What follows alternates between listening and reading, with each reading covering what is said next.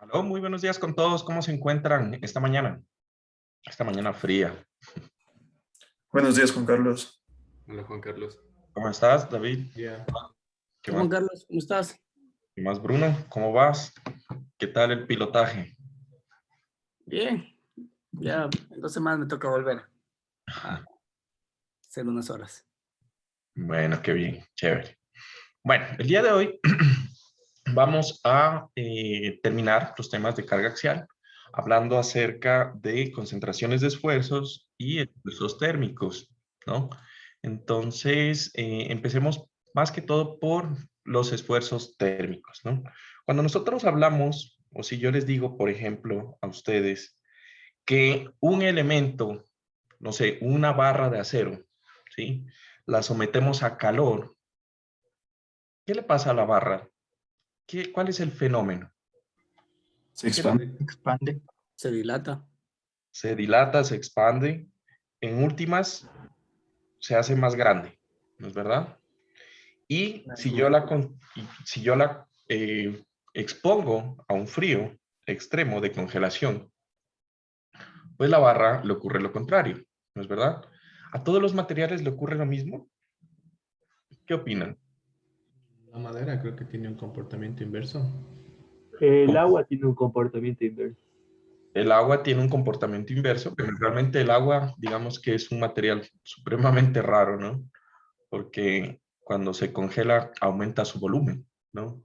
Y cambian los cristales del agua. Bueno, la madera, no, sorprendentemente la madera en el calor igual también se expande y en el frío también se comprime, ¿no? Por eso es que las casas viejas de madera tienen ese sonido, ¿no? ¿Se han dado cuenta que en las noches empiezan a crujir?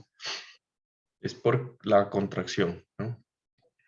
Realmente vamos a, aquí, espérenme que todavía siguen entrando mis amigos que llegan 3 minutos, 4 minutos, ya llega otro, ya, listo. Entonces, básicamente esta es una propiedad que exhiben los materiales en general, ¿listo? Entonces, cuando nosotros hablamos de esto, hablamos de lo que conocemos como esfuerzos térmicos, ¿listo? Entonces, vamos a poner aquí en nuestro título. Juan, no se está viendo la pantalla. Ah, no, no se proyectó.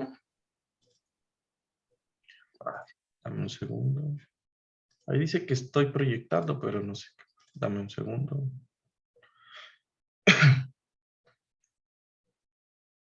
A ver.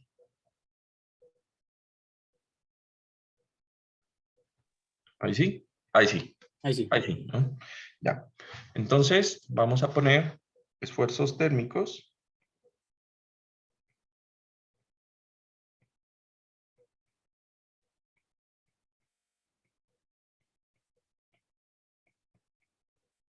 Listo. Entonces, aquí vamos a hacer una salvedad, realmente, ¿no? Entonces, nosotros como conocemos como esfuerzos térmicos, ¿sí? Aquellos o son aquellos producidos, perdón, son aquellos cambios de longitud producidos por un delta de temperatura.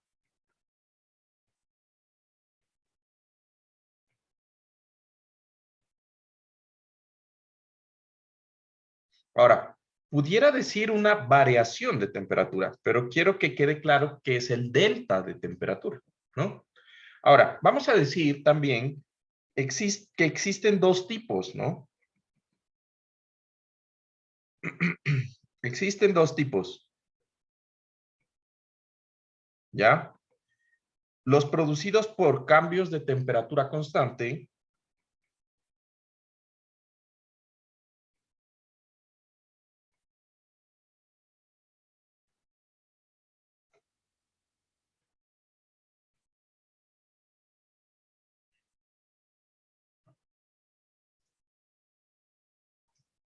Un segundo que... No sé.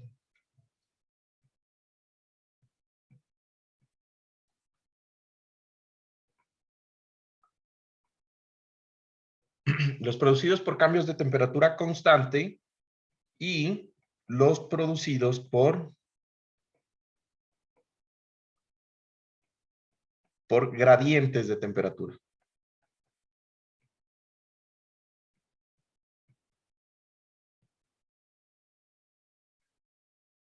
¿Listo? Los producidos por gradientes de temperatura. Entonces, resulta que cuando nosotros hablamos de los gradientes de temperatura, ¿sí? Son, por ejemplo, cuando yo tengo un material que en una zona se calienta más que en otras, ¿ya? Entonces, ¿qué se les viene a la mente cuando yo les digo de eso? Por ejemplo, ¿ustedes no han metido de pronto la sopa que estaba en el congelador en el microondas? ¿Se dan cuenta que como que la parte externa está caliente y lo interno está frío? ¿No les ha pasado? Toca como que sacar la sopa y moverla ahí como para que se uniformice, ¿ya? Y eso que el microondas produce un calor, ¿sí? Que en teoría, pues, debería ser constante. ¿Estamos? Entonces, eso pasa en los materiales también. Entonces, supongamos, en los efectos térmicos se da mucho, por ejemplo, en las partes en los elementos que componen los puentes. Se estudia mucho este tema, ¿no? Entre otras máquinas. Supongo que en ingeniería mecánica, pues, las máquinas por su mismo funcionamiento, los motores y eso, van a tener un efecto similar.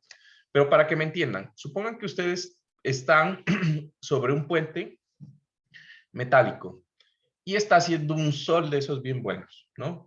¿Qué parte se calienta más o va a tener más temperatura? ¿La parte superior del puente o la parte que está por debajo del puente? ¿Qué opinan ustedes? ¿Mm? La superior. La superior, ¿no? Obviamente se calienta la superior. Todo lo que esté a la sombra va a tener una temperatura distinta, ¿no es verdad? Y eso es lo que produce un gradiente de temperatura. En mecánica de materiales no vamos a tratar los gradientes de temperatura, ¿ya? Solamente vamos a hablar de cambios de temperatura constante. Ahora, ¿qué puede ser un cambio de temperatura constante? Ustedes recordarán por allá por sus clases de física y de química que existe algo que se llama balance térmico o equilibrio térmico, ¿no es verdad? Entonces, ese intercambio de energía que hace que dos cuerpos queden a una misma temperatura, ¿sí? Entonces, si yo, por ejemplo, vengo y hago algo aquí, no sé, hago una pieza metálica aquí en Quito, que estamos a, no sé, 16 grados, ¿listo?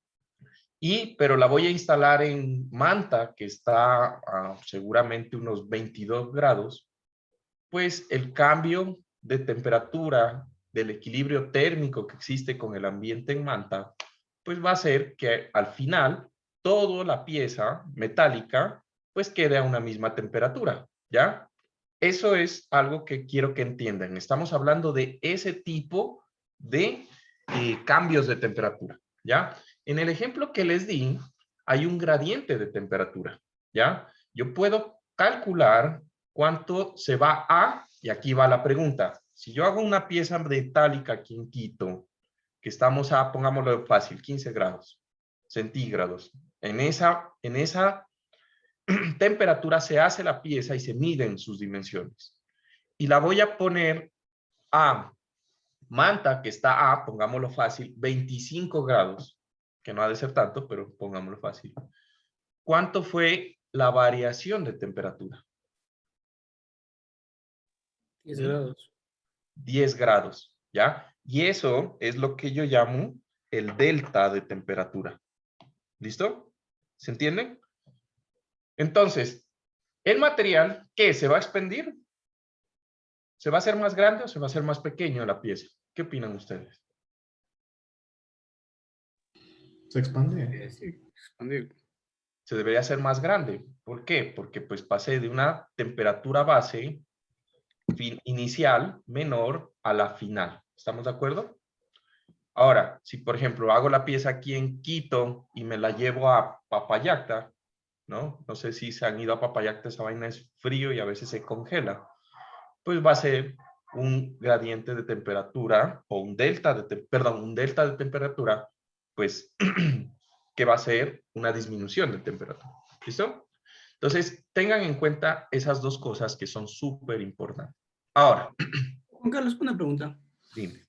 Se ha visto también en las películas como que congelan, digamos, algún tipo de metal o de acero, bueno, de metal, mejor dicho, y coge y es más fácil romperlo. Eso Claro, también se estudia en este caso. claro. La temperatura es un fenómeno que produce algo que se llama creep, ¿ya? Y entonces hay un reordenamiento de las moléculas que hacen el material y lo pueden volver un material dúctil como el acero, frágil como un ladrillo, por ejemplo. Sí se puede, se congela, llega al punto Pero, de y esto genera que sus fuerzas internas también cambien. la congelación. Ellas, ajá. Depende de cómo. Ahorita vamos a ver que las fuerzas internas del material no es que cambian, porque pues lo único que está haciendo es que se expande y se contrae, ¿ya? No hay fuerzas, no hay una fuerza aplicada que haya que equilibrar. Internamente, pues no hay, está en equilibrio, ¿ya? Lo que va a producir es una deformación, un cambio en sus longitudes, ¿ya? Y ahorita vamos a hablar de eso un poco más, ¿listo? Bueno, entonces, entendido que es un delta de temperatura y cuál es la diferencia entre temperatura uniforme y gradiente de temperatura. Espero. ¿Listo? ¿Sí o no? Digan sí. Sí. Juan Carlos, Sí. yo no entendí muy bien lo del gradiente. ¿Podrías repetir, por favor? El gradiente se da cuando un elemento sufre diferentes temperaturas a lo largo de su magnitud. Entonces, por ejemplo, en el ejemplo del puente, la parte superior del puente se calienta más que la parte de abajo. Entonces, eso produce unas deformaciones también térmicas y unos esfuerzos térmicos, pero que se llaman gradientes, porque van variando a lo largo del espesor del elemento. ¿Ya? Eso es un gradiente. Ahí sí. Sí, ya. Listo. Ahora, nosotros en mecánica de materiales vamos a hablar de materiales, ¿sí? Que vamos a considerar o considerando un material. Y aquí vamos a volver, ¿no? Un material que es homogéneo, ¿sí? E isotrópico,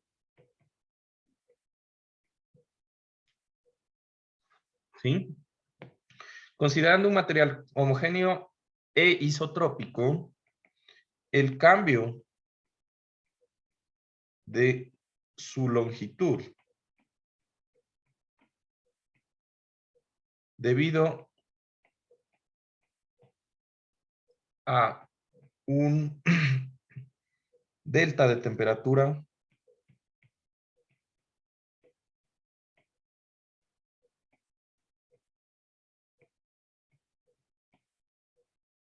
se calcula así. Entonces, en el libro ustedes van a encontrar el cambio. A mí me gusta mirarlo desde el punto de vista de que los cambios de temperatura producen es una deformación unitaria. ¿Recuerdan que es una deformación unitaria? ¿Sí o no? Entonces, la deformación unitaria de temperatura se calcula como, ¿sí? Como la multiplicación de una variable que se llama alfa, ¿sí? Que es el coeficiente lineal de expansión térmica por lo que sería el delta de temperatura.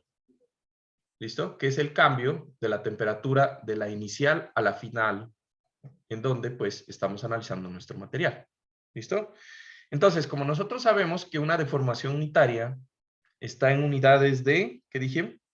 Yo les dije en la anterior clase, está en unidades de Longitud. Metros sobre metros. Sobre longitud. Longitud sobre longitud. longitud sobre longitud. Ujú. Lo único que tengo que hacer es que para saber cuánto es la desviación, perdón, el desplazamiento relativo de temperatura, pues yo lo único que hago es multiplicar la deformación unitaria de temperatura por la longitud del elemento. ¿Listo? Y punto. No es nada más. ¿Listo? Ahora, Aquí vamos a ponerle algunos nombres. Entonces, alfa, ¿sí? Es conocido como el coeficiente.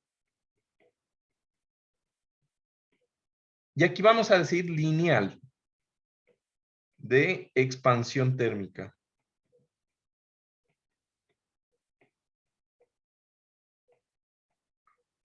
¿Listo?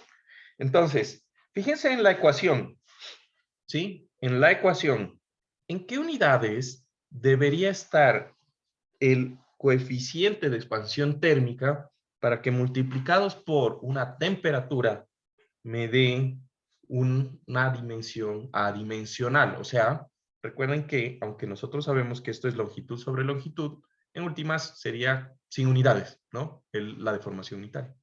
Entonces, ¿en qué unidades debería estar ese coeficiente de expansión térmica? 1 sobre grado centígrado o Exacto, entonces esto va a tener unidades de 1 sobre una unidad de temperatura. Entonces puede ser entre grados centígrados o puede ser en 1 sobre kelvins o los montón de formas de medir lo que sería la temperatura. ¿Estamos de acuerdo?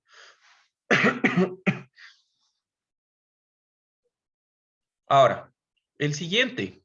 ¿Cuál serían las... Deme un segundo. Aquí tengo... Listo. Entonces, aquí voy a girar.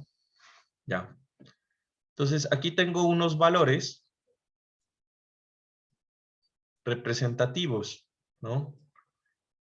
No voy a tomar toda la tabla, ustedes la van a encontrar en el libro, en donde dice la sección de ecuaciones y tablas, la pueden revisar, pero pues para que se hagan una idea, nosotros tenemos que esos coeficientes de expansión térmica van a estar rondando estos valores. Voy a hacer más chiquito. Listo, entonces, por ejemplo, el aluminio. El aluminio.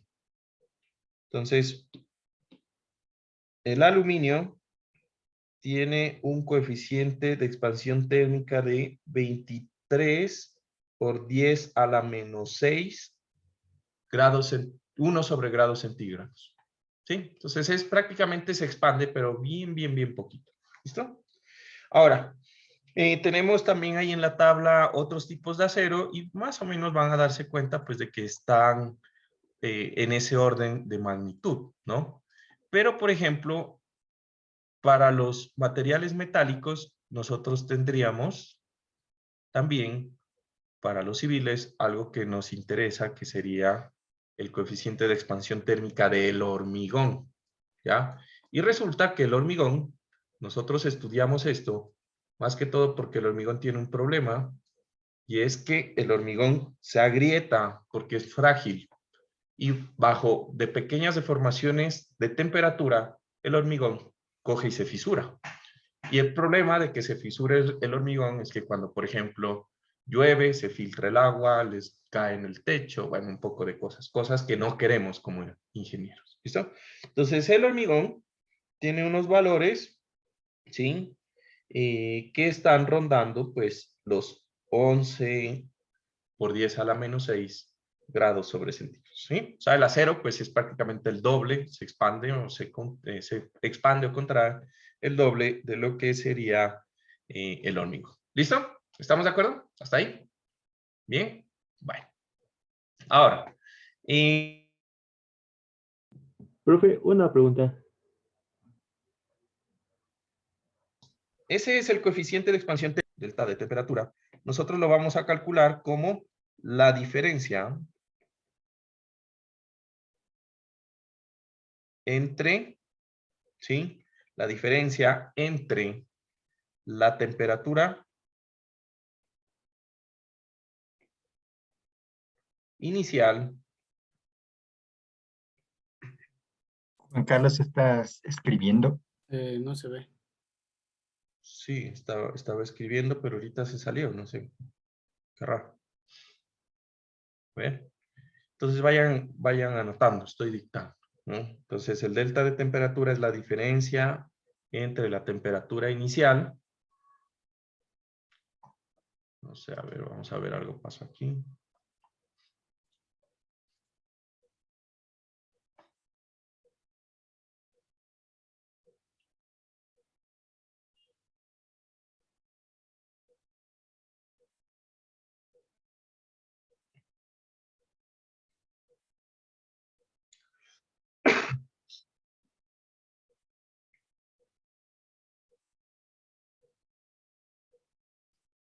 Estos de NetLife que me están, ya tengo que llamar a que me revisen en internet. Bueno, ahí sí. ¿Listo?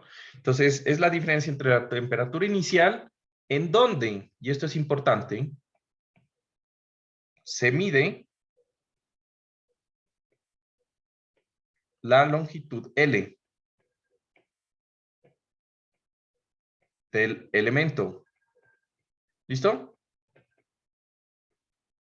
¿Sí? Y la temperatura final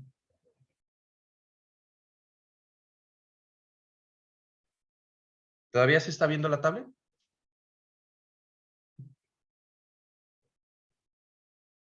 Sí, sí, sí. Y la temperatura final de trabajo del elemento.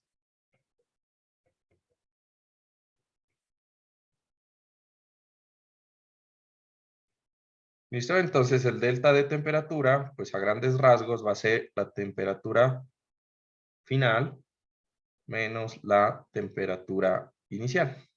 ¿Ya? La final menos la inicial. Si la final es mayor a la inicial, pues este delta de temperatura es positivo. Si la final es menor a la inicial, pues ese delta de temperatura es negativo. Y ese signo es importante, ¿ya? ¿Por qué? Porque pues el signo del delta T o del delta de temperatura me va a decir si el elemento se alarga o se acorta. ¿Estamos de acuerdo? Ahora, cuando nosotros tenemos, ¿sí? Cuando analizamos esfuerzos térmicos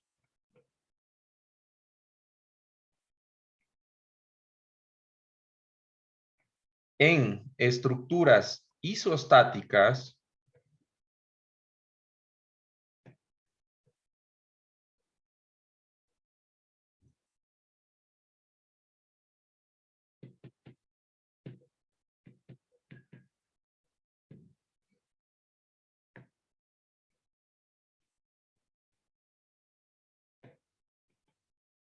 estos elementos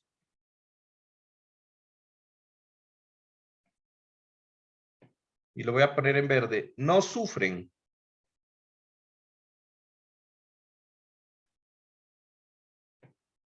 esfuerzos internos. Perdón, fuerzas. Bueno, sí, esfuerzos o fuerzas. Pongámosle fuerzas mejor, ¿ya? Fuerzas internas. Debido a que están libres de reacomodarse según el cambio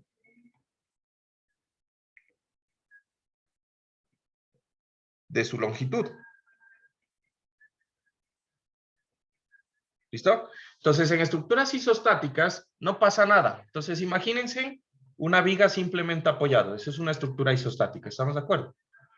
Entonces, si se calienta y la viguita se hace más grande, pues recuerden que en una viga simplemente apoyada, uno de los apoyos es un apoyo rodillo. O sea que lo que va a pasar es que se va a alargar y se va a mover con el apoyo.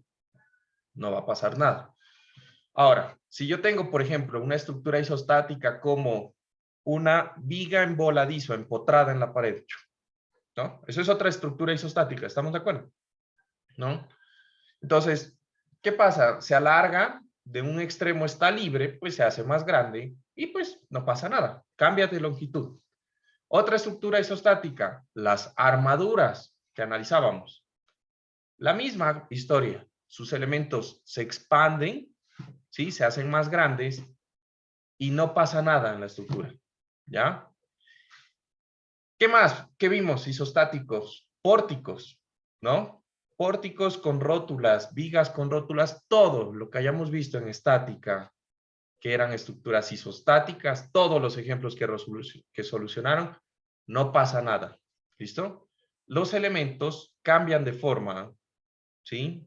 Y se acomodan para, cambiando la forma, mantenerse sin fuerzas internas, ¿listo?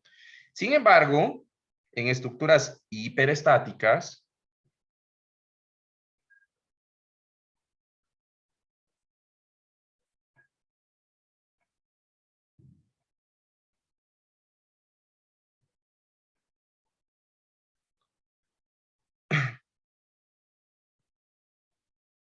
¿sí?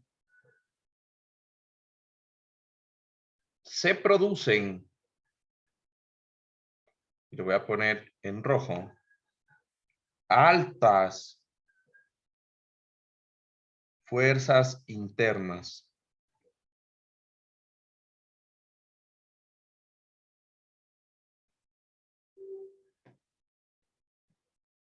Producto de la restricción al movimiento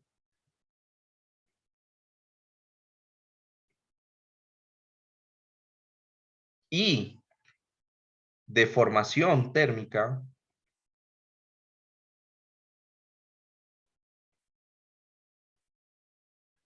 que producen los apoyos.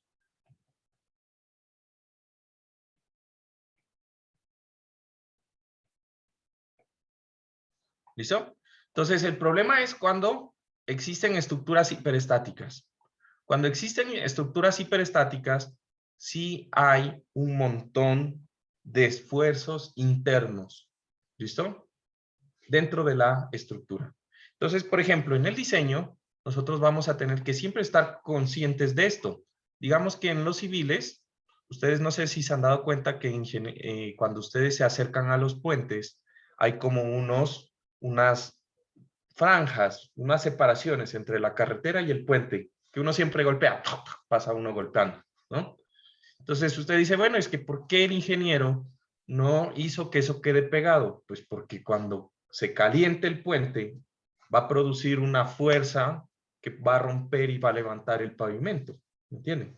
Entonces hay que dejar unos espacios, pues para que el puente libremente pueda expandirse. O también hay que diseñar los apoyos para que cuando se contraiga, pues el puente no quede cortico y se caiga.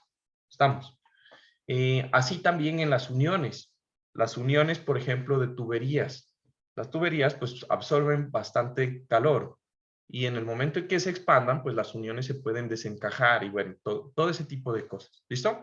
En mecánica, pues, supongo que también deben considerar esto cuando vayan a hacer los ejes que funcionan dentro del motor. El motor, cuando está en funcionamiento, pues, se calienta y supongo que el eje, pues, se expande y deben tener cuidado en esa parte, ¿no? Entonces, aquí hemos hablado de que los cambios de temperatura son a lo largo de la longitud, pero pues yo no he dicho qué longitud. Una barra, pues se va a expandir a lo largo, pero también se va a expandir en los otros sentidos, ¿estamos de acuerdo? Entonces, va a ser cualquier longitud, puede ser el largo o las dimensiones de la sección transversal o el diámetro, también se puede expandir el diámetro de la barra. La barra se expande en todas direcciones, ¿listo? Y eso, pues es un principio. ¿Preguntas hasta aquí? ¿De esa parte? ¿No? Genial. Bueno, entonces vamos a ver que para estructuras que son hiperestáticas, que ya sabemos cómo solucionarlas, por cierto, ¿no? Pues vamos a ver cómo podemos aplicar el método de fuerza o de flexibilidad, pues para resolver este tipo de estructuras, ¿no?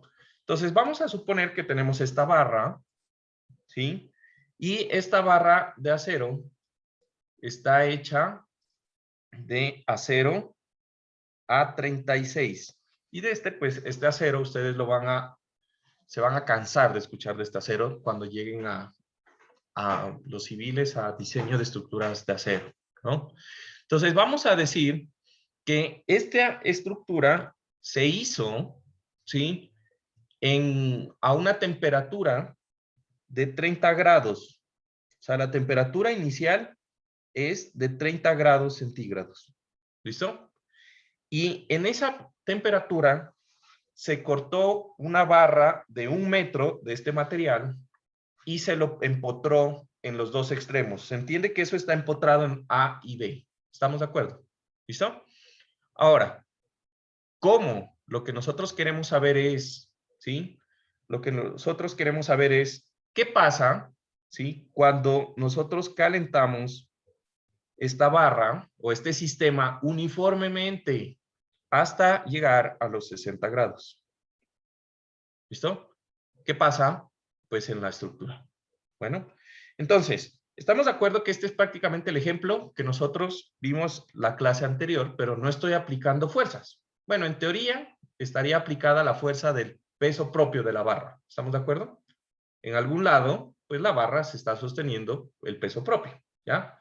Pero supongamos que despreciamos el peso propio de la barra y solamente tengo una barra que la calenté. Entonces, ¿qué tengo que hacer para resolver este sistema? Lo primero que vamos a hacer es plantear nuevamente, pues, el equilibrio, ¿no? Entonces, yo voy a decir que tengo aquí, ¿listo? Yo tengo aquí mis fuerzas F sub A, perdón, F sub B, y aquí mi fuerza F sub A. O le podría decir AY y BY, la misma cosa, para que quedemos con la misma nomenclatura. AY y BY. Entonces, lo que voy a hacer es elegir una redundante, ¿sí? Y plantear el equilibrio. Entonces, primero, grado de indeterminación igual a 1. Segundo, ¿cuál era el segundo paso? Ya me olvidé. Elegir un apoyo como redundante. ¿Sí? ¿Ese era? Entonces, voy a coger de nuevo el apoyo de abajo. ¿Sí? ¿Listo? Entonces, en el apoyo de abajo, por cierto, voy a repasar, sí, una reacción como redundante. Entonces, voy a seleccionar BY como redundante.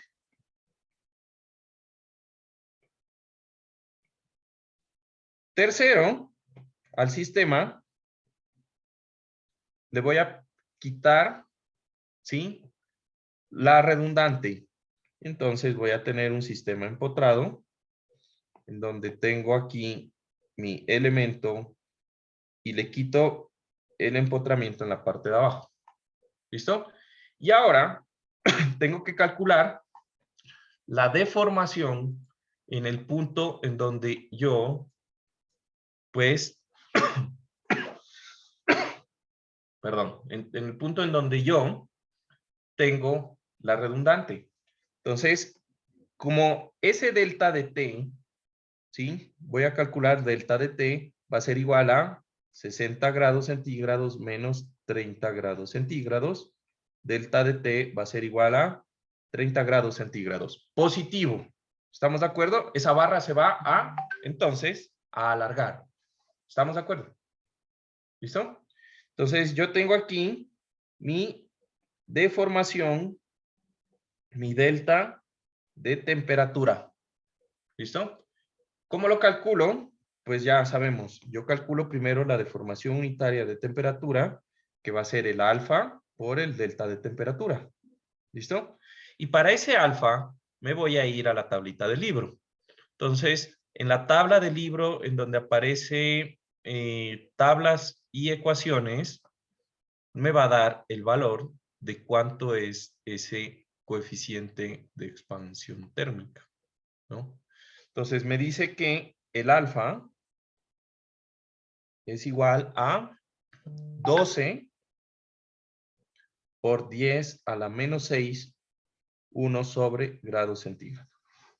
Y calculo, pues, mi deformación térmica, perdón, aquí. Un segundo. Ya.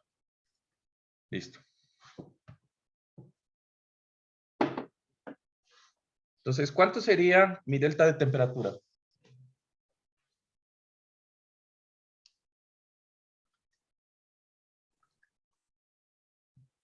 Sería 3.6 por 10 a la menos 4.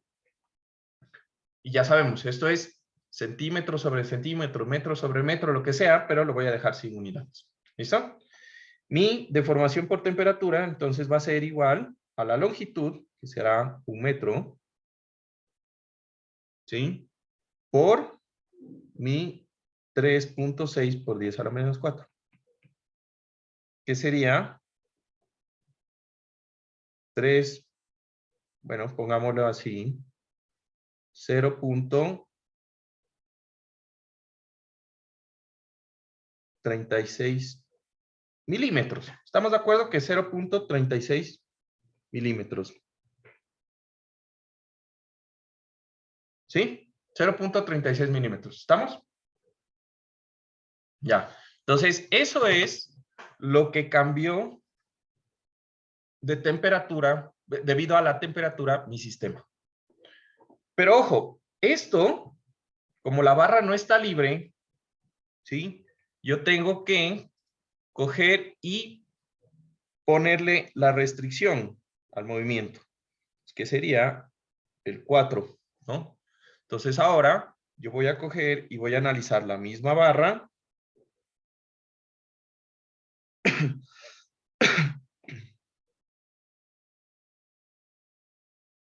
Y tengo que aplicarle la fuerza BY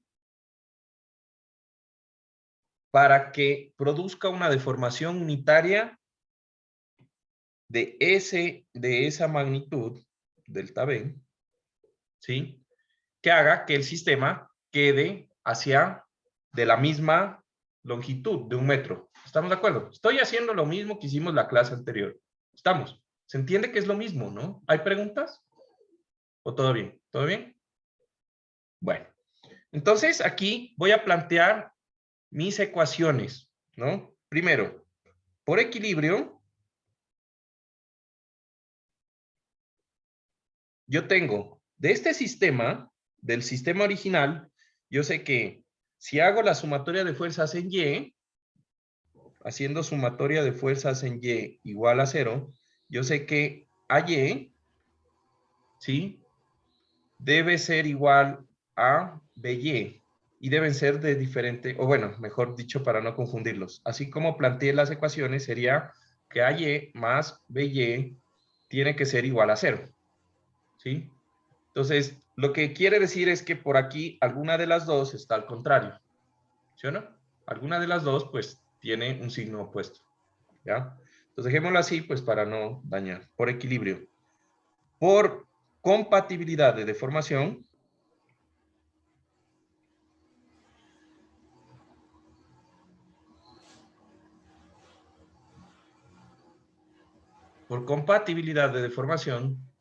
en cambio, ¿qué tendríamos?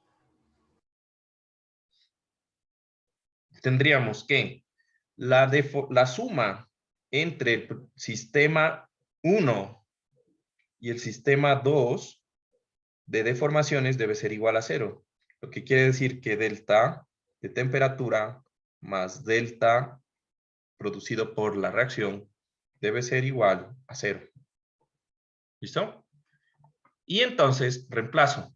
Entonces ya sé cómo calcular el delta de temperatura, me dio 0.36, ¿sí?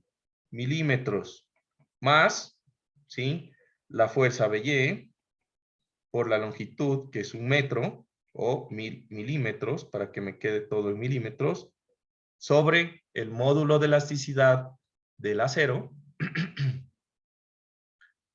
y que es el módulo de elasticidad del acero serían 200 gigapascales, ¿no? Que en Newton por milímetro sería lo mismo. Newton por milímetro cuadrado me va a dar lo mismo que megapascales, ¿sí? Por la conversión. Entonces, ¿cuántos son 200 gigapascales en megapascales? 200 por 10 a la... En megapascales.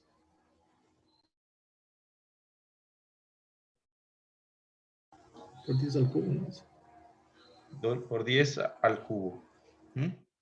200.000. Estos serían megapascales, pero si ustedes hacen las conversiones, esto también es igual, ese mismo número, a newtons por milímetro cuadrado. Es lo mismo. Megapascales y newtons sobre milímetro cuadrado les va a dar lo mismo. Hagan la conversión la conversión después, ¿listo? Y ahora, y eso lo tengo, ya tengo el E por el área. Y el área, pues dijimos que la barra tenía 10 por 10 milímetros. O sea, 100 milímetros cuadrados. ¿Estamos de acuerdo? ¿Sí? 100 milímetros cuadrados. Y esto tiene que ser igual a 0. De todo lo que tengo aquí, pues lo único que tengo de incógnita es BY. Entonces, reemplazo. ¿Cuánto les da BY? Y espero que no se demoren eternidades haciendo esas 3 operaciones.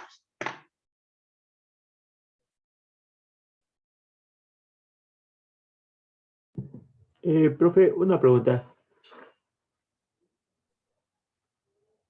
Dime. ¿De dónde obtuvo el 200 por 10 al cubo? O sea, Es ¿ese el valor nos módulo. daría el ejercicio o hay una tabla? Ese está en la tabla. Entonces, por ejemplo, el acero A36, ¿ves? El módulo de elasticidad del acero. Pero acuérdense, todos los aceros, el módulo de elasticidad, ¿sí? Generalmente de los aceros es 200 gigapascales. Y en civil, ese número es norma. Para los civiles, nosotros el acero que usamos para construcción, el módulo de elasticidad es 200 gigapascales. Y el módulo de elasticidad del acero que utilizamos para estructuras de acero también. Entonces ese apréndanselo ya como el apellido. Se los voy a tomar de examen, ya les voy a preguntar. ¿Cuánto es el módulo de elasticidad del acero? Puntos extra. ¿Listo? Entonces, ¿cuánto les dio BY? Se Menos vayan a 7.200 1200. Menos Newtons. 7.200 7.200 ¿qué? Peras, manzanas. newtons. newtons, negativo. Negativo, ¿sí? Sí. ¿Dio negativo? Sí. Bueno, perfecto. Entonces nos dio menos. ¿Listo? Menos. Entonces recuerden, como nos dio negativo y en nuestro curso necesitamos plantear el vector, pues yo había planteado que el vector de BY era hacia arriba, ¿sí o no? Entonces, en teoría, pues bueno, esto me daría que el vector de BY sería hacia abajo. ¿Listo? Bueno. Ahora, ¿qué más? ¿Seguro que les dio negativo? No Sí, estoy muy pasa seguro. 0,36 al otro lado, ya es negativo. Y de ahí ya es Ah, despejable sí. con la división y la Ujú. multiplicación. Sí, listo. Ahora, tendríamos entonces lo siguiente. Entonces, AY, despejando de la anterior ecuación, pues sería igual a menos 7.200 newtons. O sea que AY sería 7.200 newtons, pero pues esta sí va hacia arriba. ¿Listo? Ahora, comparado con el ejemplo anterior, ¿sí? Entonces, comparado con el ejemplo anterior, fíjense que en el ejemplo anterior yo le puse 500 newtons, ¿sí? De fuerza. Y las reacciones apenas fueron 300 y 200, ¿sí? Si yo le pongo 3, o le hubiera puesto 5.000 newtons, o sea, 5 kilonewtons, ¿sí? 5 kilonewtons, ahí serían más o menos 3.000 y 2.000, ¿no? Prácticamente yo le hubiera tenido que poner 10.000, ¿sí? Newtons, o sea, 10 kilonewtons, ¿sí? Para que las reacciones sean más o menos el doble, 6.000 y 4.000. ¿Están entendiéndome ese orden de proyección, ¿sí o no? Ahora, ¿qué quiere decir? Más o menos poniendo de carga 10.000 newtons, que 10.000 newtons son 10 kilonewtons de fuerza, que es 10 kilonewtons, es una tonelada de fuerza. ¿Ya? Una tonelada de fuerza. Hagan esa conversión mental. ¿Listo? 9.8 por mil. Sí, 9.8 por mil. Más o menos una tonelada de fuerza, ¿no? Prácticamente estamos diciendo que el hecho de que la barra se haya expandido 0.36 milímetros produce unas reacciones en los apoyos, ¿sí? Similares a que yo le hubiera puesto a la barra, en el anterior ejemplo, una tonelada de fuerza, ¿sí?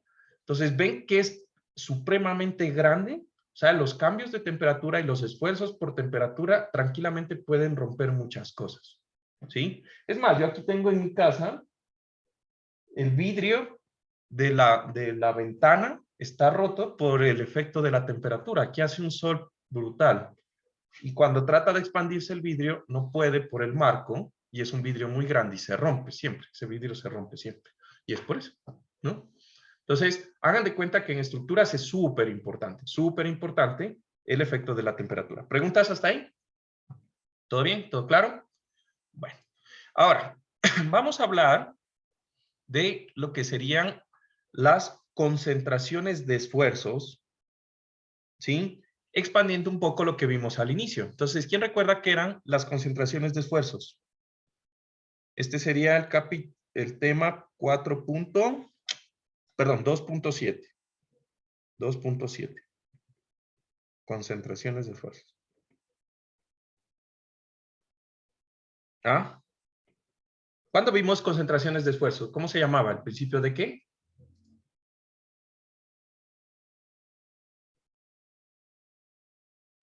Saint-Benoît. Saint-Benoît. Primer tema que vimos de carga axial, concentraciones de esfuerzos, ¿no? Lo están repasando. Lo están repasando, pilas, ¿no? Bueno, ahora, cuando nosotros hablábamos del principio de Saint-Benoît, resulta que estábamos analizando concentraciones producidas por cargas concentradas aplicadas. ¿Se acuerdan? ¿No? Y vimos el ejemplo de que en el video del tipo que cogía con los dedos y aplicaba fuerza a unas esponjas de lavar platos, ¿no? Ahora, pero esa no es la única forma de producir concentraciones de esfuerzos. Resulta, ¿sí? Que si yo tengo cambios en mi sección transversal a lo largo de la longitud de un elemento que está sometido a carga axial, ¿sí? Van a existir también, ¿sí? Concentraciones de esfuerzos. Entonces, vamos a hablar de esto, ¿no? Existen, vamos a decir, existen otro tipo de concentraciones de esfuerzos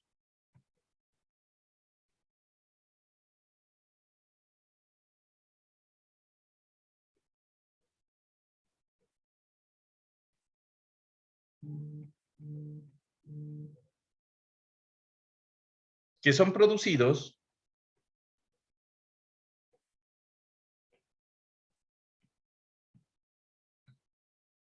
por cambios en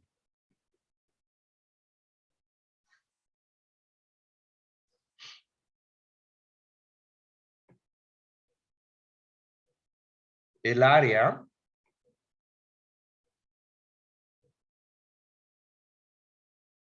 de la sección transversal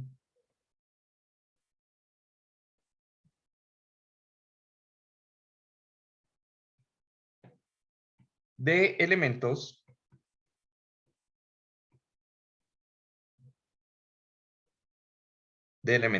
¿Listo?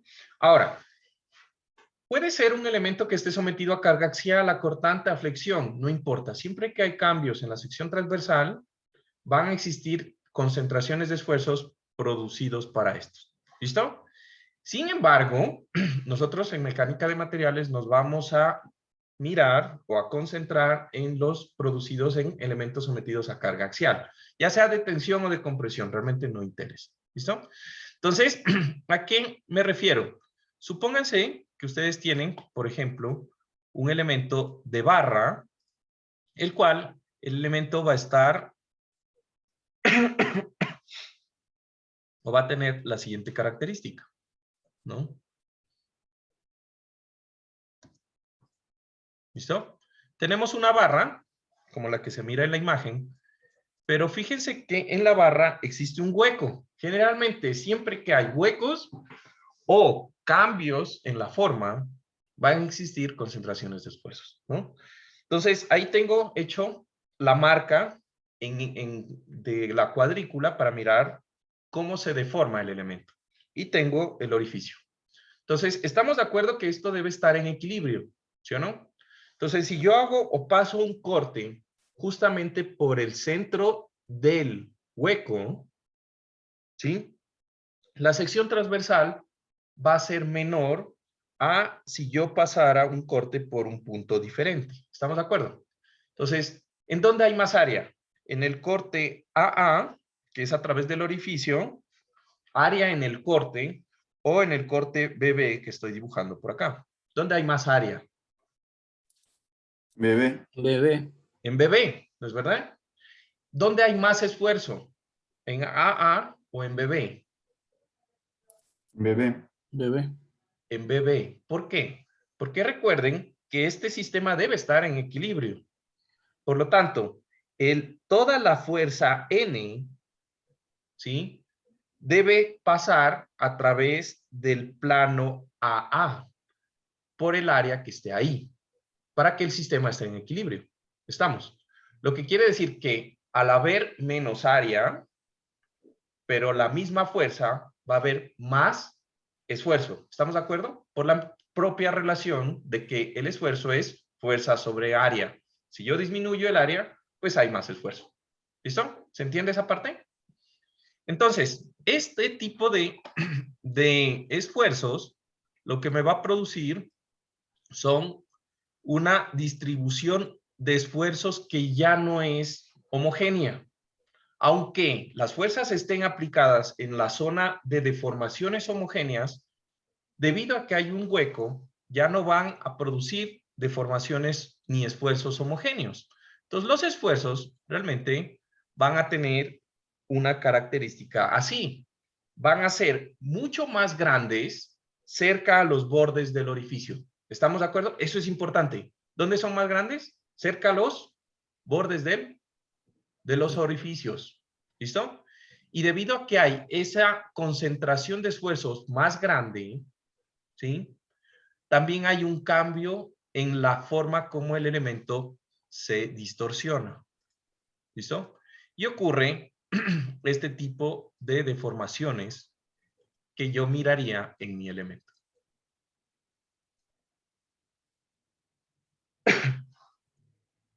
¿Se entiende? Entonces, justamente donde hay orificios es un punto que para cualquiera, para civiles o mecánicos, es un punto de interés. Un punto en donde yo debo calcular con mucho cuidado qué pasa, ¿sí? Ahora, ¿qué sucede? Este tipo de concentraciones de esfuerzos también ocurren en otro tipo de elementos, ¿ya? Entonces yo voy a tener, por ejemplo, cuando hay cambios en la sección transversal de cualquier estilo, ¿qué otra forma yo puedo tener para hacer cambios en la sección transversal? Pues fácil. Yo cojo de una barra que viene con una cierta área, ¿sí? Y cojo y le cambio la sección transversal. ¿Estamos de acuerdo? ¿Sí? Entonces yo vengo con un área pequeña y ¡pum! Cambio a una área grande. No importa. ¿Listo? Ahí hay un cambio del área. ¿Dónde hay más esfuerzo? ¿En la zona que voy a pintar de azul o en la zona que voy a pintar de verde? ¿Dónde hay más esfuerzo para esta barra cargada axialmente? El azul, ¿Por qué? Perfecto. porque hay menos área. Porque hay menos área, la misma cosa. Sin embargo, aunque existe la misma fuerza y hay un esfuerzo más grande en la zona azul que en la zona verde, el problema es justamente en donde hay el cambio de dimensión. Entonces, fíjense, existen unas concentraciones de esfuerzo justamente donde el material empieza a ser más ancho, donde hay esa transición. Entonces, en los orificios, siempre está en los bordes del orificio. ¿sí o no? Ahí está la concentración de esfuerzo más grande. Cuando hay esos biseles, ¿cómo le llaman esos? ¿Biseles? ¿Sí? ¿Le llaman biseles? ¿Cómo le llaman a esos cambios? ¿Nunca le han tenido que llamar? Bueno, le ponemos Bisel. en el curso le vamos a llamar biseles. Entonces, cuando haya esos cambios de sección, ¿sí? Entonces, yo voy a tener concentraciones de esfuerzos en esos puntos justo en la transición. ¿Listo? Ahora, ustedes han visto estas barras, ¿no? Resulta que dentro de lo que a mí me respecta como diseñador, lo que yo tengo que entender es lo siguiente. Fíjense que yo tengo en los dos casos, los esfuerzos producen como un volumen, ¿sí o no? Se dan cuenta que aquí en las imágenes se nota como que los esfuerzos producieran un volumen, que no es homogéneo, ¿no es verdad? Entonces, la fuerza que está produciéndose en el material, que debería ser la fuerza N, ¿sí? Es la que debe resultar al integrar todos los esfuerzos que yo veo aquí, ¿sí? En el área que está distribuida y que está sometida a esos esfuerzos que no son uniformes. Entonces, por equilibrio, ¿sí? La fuerza que se produce en el elemento, ¿sí? Por equilibrio, pongámoslo aquí, por equilibrio, entre fuerzas y esfuerzos,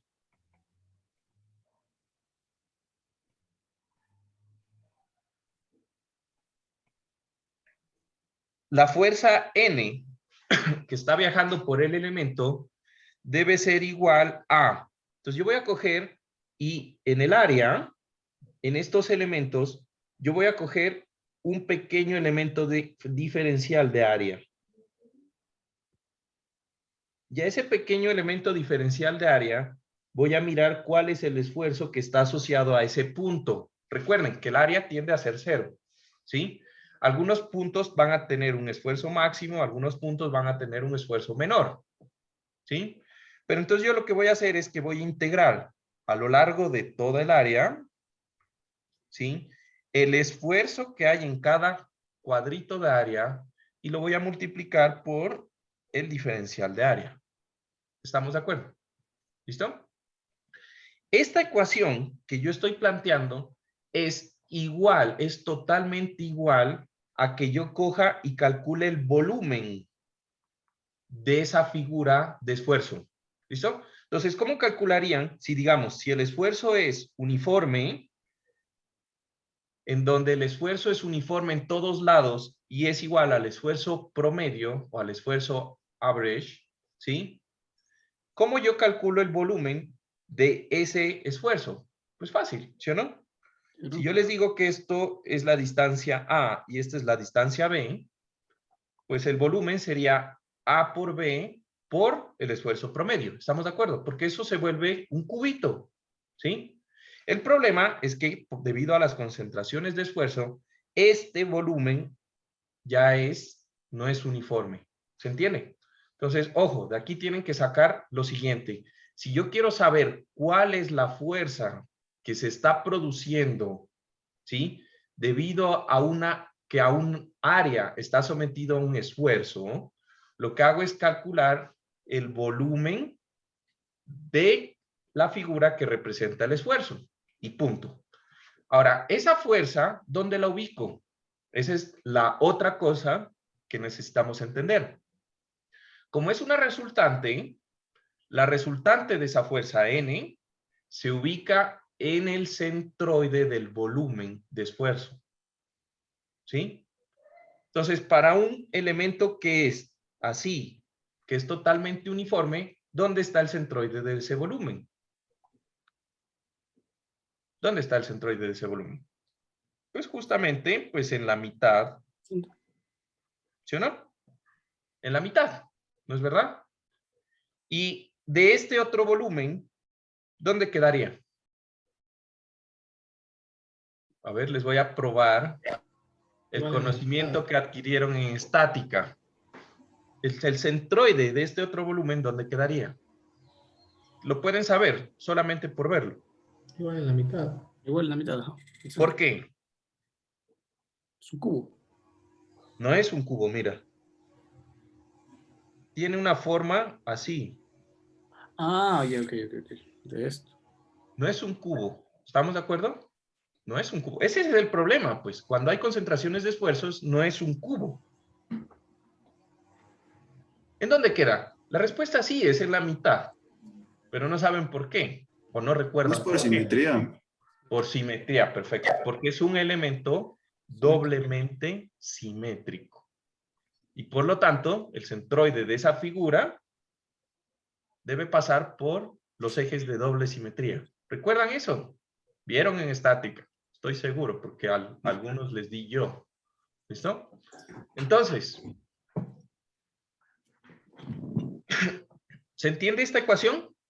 Eso que acabo de decir es supremamente importante, porque en muchas de las cosas que vamos a ver en mecánica de materiales y que van a ver en ingeniería civil, por ejemplo, en diseño de hormigón, en diseño de acero, se asume que el esfuerzo producido en el material es constante. Entonces ya sabemos cómo calcular la resultante de ese volumen constante. ¿Qué dije? El volumen es igual a la resultante. Y la ubicación de la resultante está en el centroide del volumen. ¿Listo? Bueno, ahora, como diseñadores, ¿sí?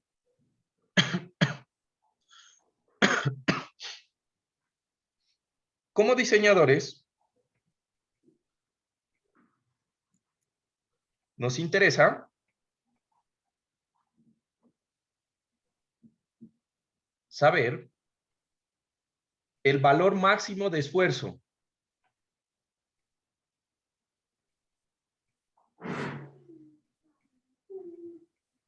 Ahora, la pregunta es, ¿por qué a mí me interesa saber el valor máximo del esfuerzo? Pues bueno, porque si yo les digo que el material soporta 20 megapascales de esfuerzo, ¿sí? Y que el esfuerzo promedio es 10, ¿sí?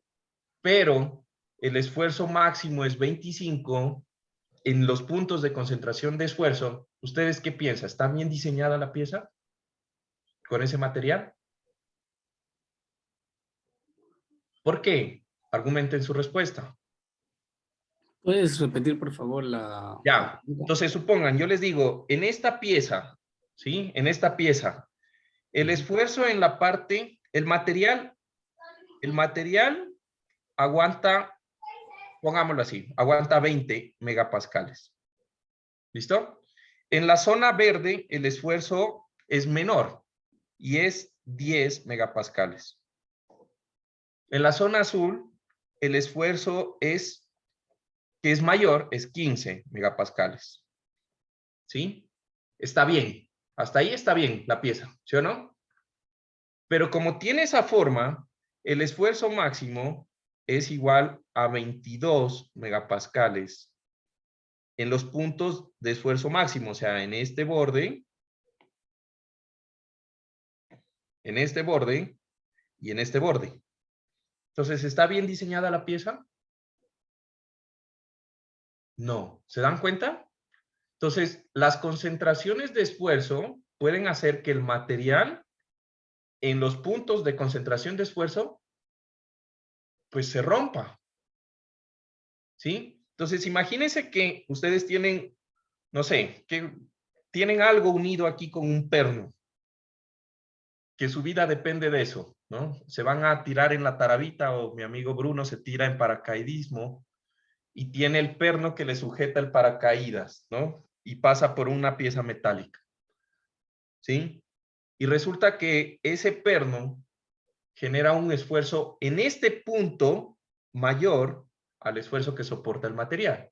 ¿Qué va a pasar? Pues justamente por aquí van a empezar a ver grietas.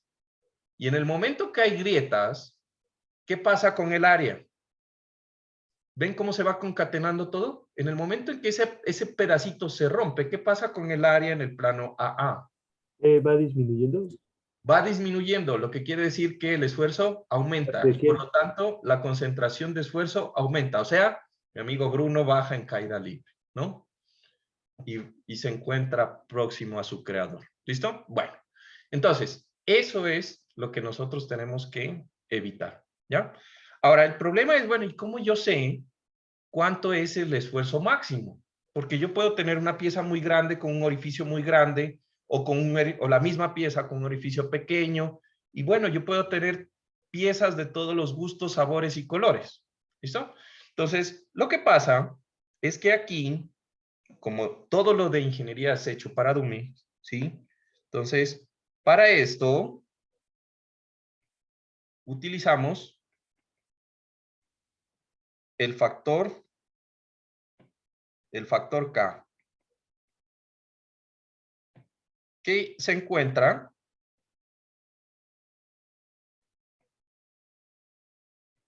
tabulado. ¿Listo? Ahora, ese factor, ¿sí? Ese factor K, ¿sí?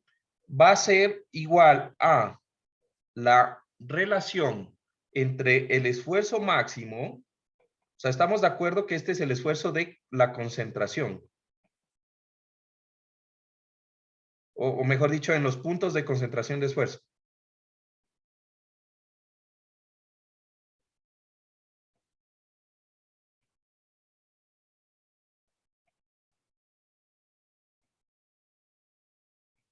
¿Listo?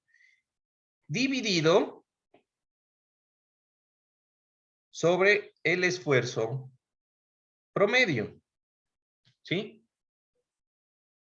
¿Listo? Entonces recuerden que el esfuerzo promedio que yo hablo acá no es nada más que la carga axial dividido entre el área, el típico. ¿Estamos de acuerdo? ¿Sí? Ahora, de esa ecuación, a mí me interesa el esfuerzo máximo. ¿Estamos claros por qué me interesa el esfuerzo máximo, no? Porque yo tengo que diseñar para que el material no supere ese esfuerzo máximo al máximo que soporta como resistencia el material. A mí me interesa saber ese esfuerzo máximo. Entonces, si yo les dijera, bueno, ¿cómo ustedes pueden saber el esfuerzo máximo en los puntos de concentraciones de esfuerzo teniendo K? Pues no es nada más que yo puedo calcular lo siguiente. Yo puedo decir que el esfuerzo máximo es igual a K veces el esfuerzo promedio de mi material. ¿Listo? Y ya. Y punto. No es nada más. ¿Estamos? ¿Se Y entiende? K vendría a ser como un factor de seguridad en todo caso, ¿verdad? No, no es un factor de seguridad. Lo que pasa es que ese factor es algo que por experimentación han sacado cuál es la relación. ¿Sí? Entonces, ¿qué pasó? Ese factor K lo van a encontrar ustedes tabulado en algunas gráficas. Entonces, yo les voy a poner aquí la gráfica. Estas gráficas ustedes las van a encontrar en el libro, ¿sí? Les voy a poner las dos, pero pues si las quieren tener en más detalle, pues las van a encontrar en el libro, ¿ya? Ahora, ¿cómo funciona? Básicamente, la grafiquita lo que me da es unas dimensiones de mi elemento. Entonces, supongamos, si yo tengo un elemento, supongamos que yo quiero analizar de este elemento, ¿no? Entonces, yo tengo que el ancho W de mi elemento, el ancho W de mi elemento en la parte más ancha, ¿sí? Supongamos, tengo algo así. Es, no sé, 10 centímetros. 10 centímetros. La parte angosta es 5 centímetros. Y el radio, supongamos que es, que hace una transición de 2 centímetros. ¿Estamos de acuerdo? El espesor de esto va a ser, supongamos que el espesor va a ser igual a, no sé, una pieza de 10 centímetros por unos 3 centímetros, pongámosle. Ese va a ser el espesor. ¿Listo? Entonces, ustedes tienen las dimensiones de su sección. ¿Estamos? ¿Ya? Y con eso, pues entran acá. ¿Listo? Y miran, Entonces, el radio entre H, calculan aquí. Donde H, pues es este espesor de 5. ¿Estamos de acuerdo? Aquí están todas las dimensiones. Entonces, el radio entre H, ¿cuánto sería? El radio entre H va a ser igual, en este ejemplo, a 2 centímetros sobre 5 centímetros. ¿Cuánto es? 2 sobre 5. 0.4. ¿Listo? Entonces ya, tenemos que por aquí, cojo 0.4 y estoy por aquí, trazo una línea. De ahí, en el otro, yo tengo estas líneas azules. ¿Se dan cuenta?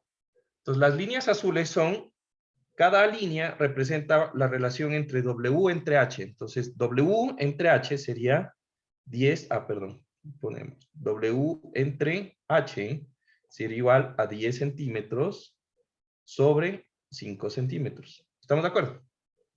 ¿Ya? Y eso me va a dar igual a 2. Entonces, identifico la línea de 2. Pues la línea de 2 es esta de aquí. La voy a subrayar para que ustedes vean. Uy, ya me perdí. Creo que es por acá. Listo. Entonces, la intersección entre esas dos líneas, que espero que todo el mundo entienda que es este punto, me genera, pues, el factor K de 1.5. ¿Cachan? Entonces, si yo digo que sobre esa barra, la carga axial en esa barra son, supongamos, son 1 kilonewton, supongamos que la fuerza que pasa por esa barra es 1 kilonewton, pues ¿cuánto sería el esfuerzo máximo? Entonces, el esfuerzo promedio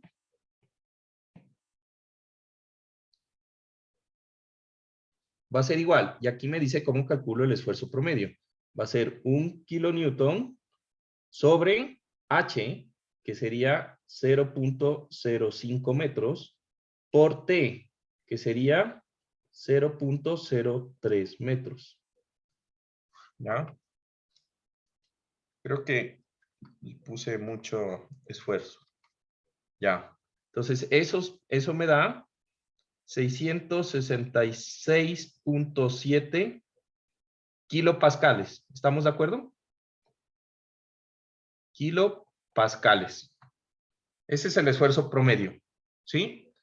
Y entonces, el esfuerzo máximo, ¿en dónde es que dije que va a ocurrir el esfuerzo máximo? ¿Dónde dije? Justamente en este punto, ¿no? Este punto del cambio. El esfuerzo máximo va a ser igual a K veces por el esfuerzo promedio. Entonces, el esfuerzo máximo será igual a 1.5 por 666, lo puedo escribir ahí, 6 kilopascales.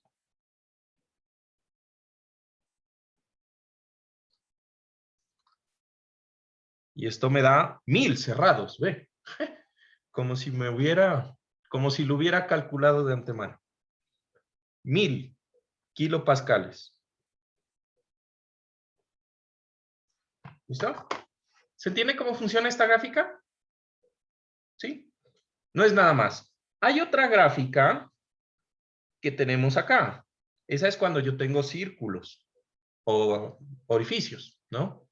Pero funciona igual. Ahí dice, tengo 2R sobre W, saco una línea, veo cuánto es el punto. Acá solamente hay una línea azul, ¿se dan cuenta? ¿Sí? Entonces ahí solamente veo en dónde intersecta la línea roja con la línea azul y calculo el K y la misma historia. ¿Estamos? Ahora, ¿qué quiero que se lleven de esto? ¿Sí? Fíjense cómo incrementa, por ejemplo, para orificios, ¿no? Cuando yo tengo orificios, fíjense cómo aumenta el factor K. ¿Cuándo aumenta el factor K? Cuando la relación 2R sobre W se vuelve más grande o más pequeña. ¿En dónde se pone más grande? Cuando es más pequeña. Cuando se vuelve o tiende a cero, ¿sí o no? Cuando la relación tiende a cero, ¿sí? El factor K tiene un límite de 3. En este, cuando tengo orificio, el esfuerzo máximo puede llegar a ser 3 veces el esfuerzo promedio. ¿Estamos? ¿Listo? Ahora, ¿qué significa que esa línea, que esa relación tienda a 0? ¿Yo qué tengo que hacer? O que el ancho se vuelva muy, ¿qué? Muy grande. Muy grande, ¿sí? O que el radio se vuelva Muy pequeño.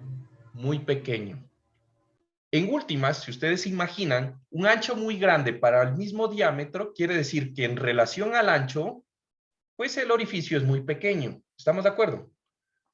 En últimas, cuando yo tengo huecos sobre láminas de acero, yo tengo que cuidarme que el hueco no sea muy pequeño porque produce, entre más pequeño sea el hueco relacionado al ancho total de la platina, pues va a haber más concentraciones de esfuerzo. ¿Estamos de acuerdo?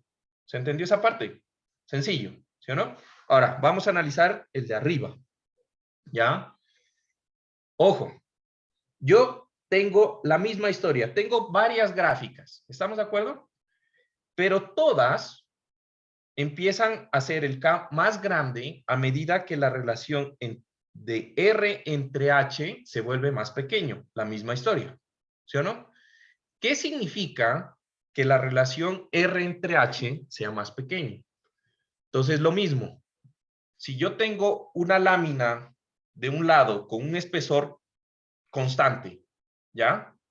Yo puedo hacer que esa relación en R entre H sea más pequeña cuando el elemento que se conecta tiene un espesor muy pequeño. ¿Estamos de acuerdo? O sea que el H es pequeño. ¿Sí? O grande. Ustedes dicen sí, yo les estoy preguntando a ver si me están entendiendo. ¿No sería cuando el ancho, que digo, cuando el H es muy Cuando el grande? H es muy grande. Cuando y el cuando H es muy es, pequeño, cuando el H es un poco más grande, grande, ¿no? Cuando el H es grande y el R más pequeño. es pequeño. ¿Listo? Entonces, supongan que ese, para que lo veamos más claro y saquemos como conclusión, ¿sí?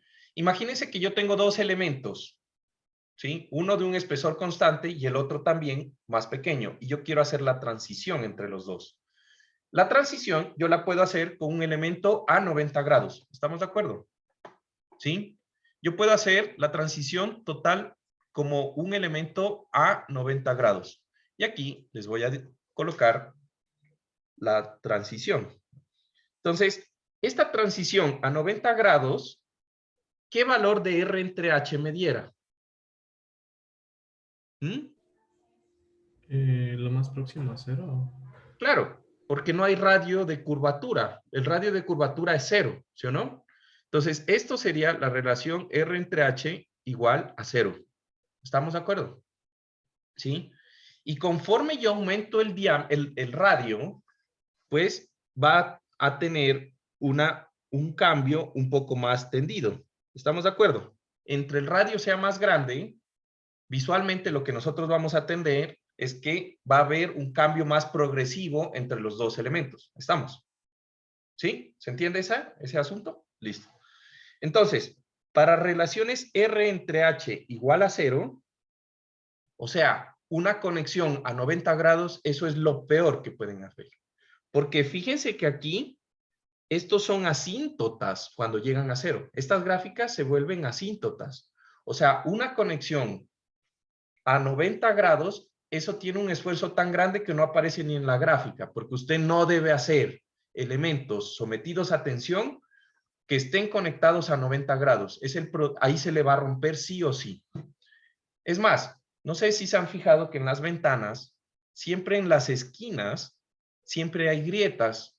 Eso se produce por exactamente este mismo de fenómenos. Las conexiones a 90 grados son un problema. Si pueden hacer las ventanas redonditas, seguro que cuando venga el sismo, ahí no se les va a romper. ¿Listo?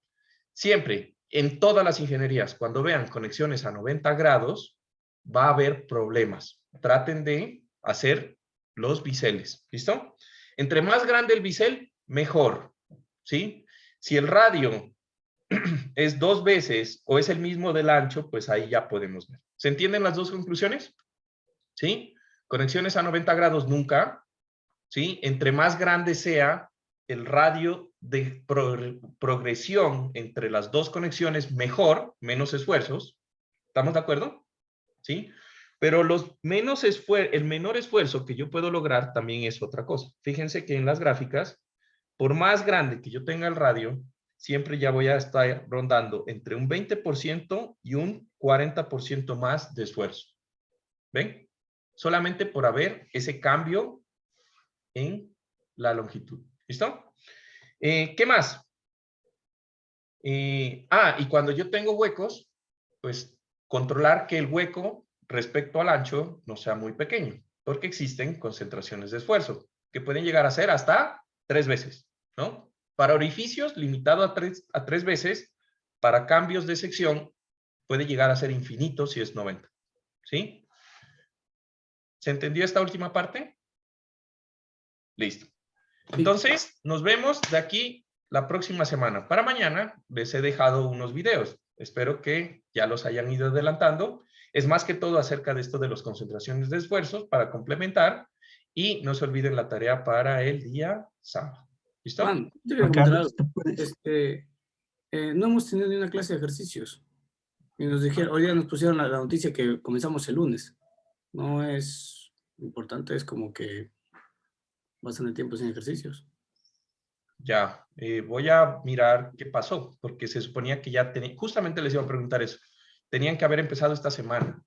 Claro, eso más bien te decía también por la tarea, porque técnicamente contigo hemos hecho ejercicios, nada más de lo que vimos hoy y ayer. Y de ahí no hemos resuelto ningún otro ejercicio.